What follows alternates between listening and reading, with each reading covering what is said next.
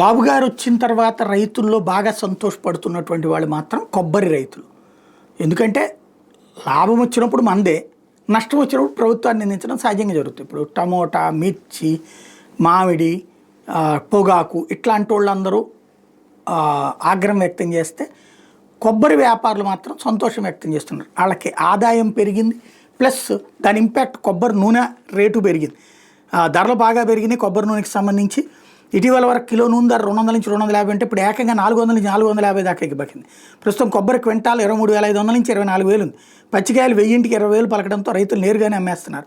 కొత్త కొబ్బరి దిగుబడి సరిగా రాకపోవడంతో సహా కూలీల డబ్బు ఖర్చులు పెరగడంతో కొబ్బరి సాగు మీద ఎవరూ మక్కువ చూపడం లేదు. ఈ ప్రభావం నూనె మార్కెట్ మీద పట్టడంతో ధరలు రెట్టింపైనాయి.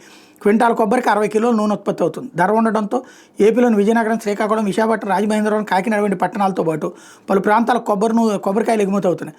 రానున్న రోజుల్లో ఈ ధరలు నిలకడగా ఉండే అవకాశం ఉందన్నటువంటిది క్లియర్గా చెప్తున్నారు అన్నమాట.